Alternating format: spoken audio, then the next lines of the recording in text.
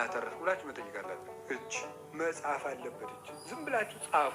ፊደል ካላወቃችሁም ፊደል ጻፉ፣ ተማሩበት፣ ጻፉ። ዝም ብላችሁ ደግሞ ካቃታችሁ ፊደል ካወቃችሁ ደግሞ የራሳችሁን ታሪክም ጻፉት።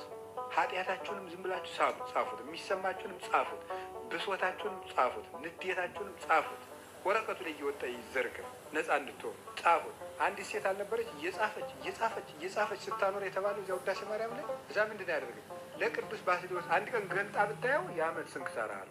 ወስዳ ለባስልዮስ በዚህ ያለው ኃጢአትሽ ይፋቅል ሊበለኝ አለችው አለ። ተፋቀና። እየጻፍን ጻፉ። ዝም ብላችሁ ጥቅስም ጻፉ። የሚሰማችሁን ነገር ጻፉ ዝም ብላችሁ። ከዛ ስንጽፍበት ያጃችን ይባረካል። ስሩ።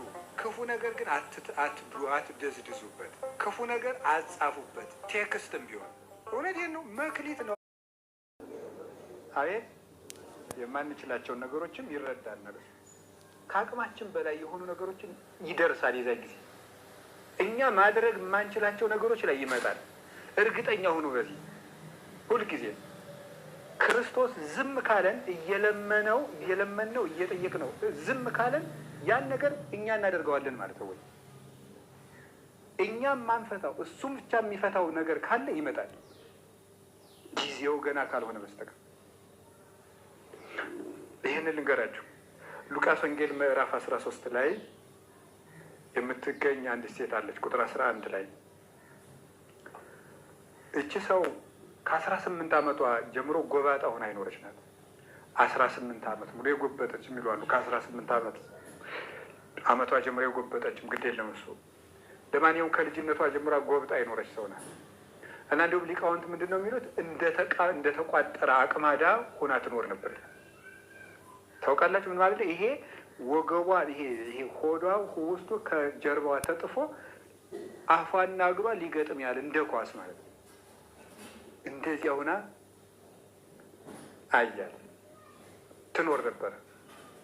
ወርእያ እግዚ ኢየሱስ ወመሐራ። እኔ ይሄን ቃል ሳነበው በጣም ነው የምገረመው። እውነቴን ነው የምነግራቸው።